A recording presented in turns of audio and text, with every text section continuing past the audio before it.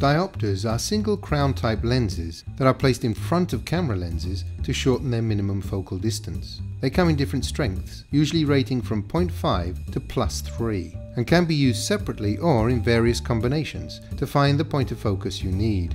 I use diopters all the time and they come in very handy when shooting product shots. The more common tool for shooting close-ups are macro lenses, and I do use macros as an alternative.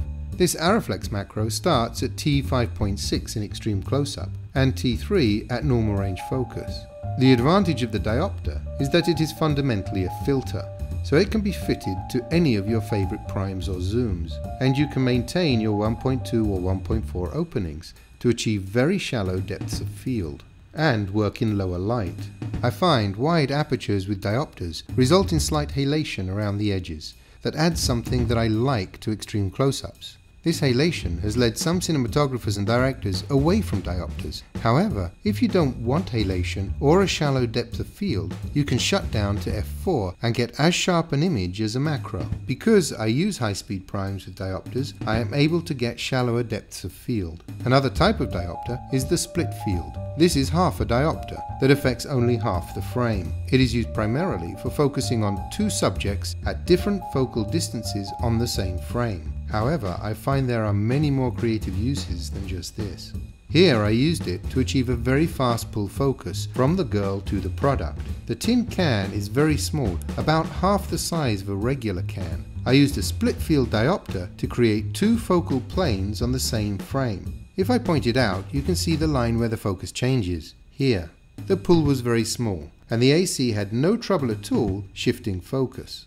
On this frame, I used a split field to create the illusion of an extremely shallow depth of field. To get the most dynamic movement from this short creep dolly, I wanted to use a wide angle lens. However, after getting the move and angle I wanted, I felt the depth of field was too deep, so I placed a split field at the right side of the frame. You can see it here. As the camera dollies, the filter moves across the actor, leaving only one eye in focus, giving the illusion of a very shallow depth of field.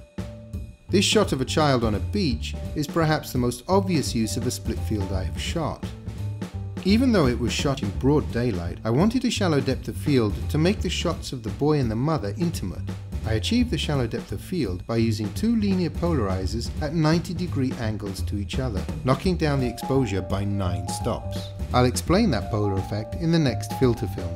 But I also wanted to have focus on both the boy's eyes and the shell. To get this, I placed a split field +2 here, resulting in both subjects being in focus. What's interesting here is that everything between the two focused elements, the boy's eyes and the shell, are incredibly defocused, and the halation caused by the edge of the filter adds to the shallow depth of field.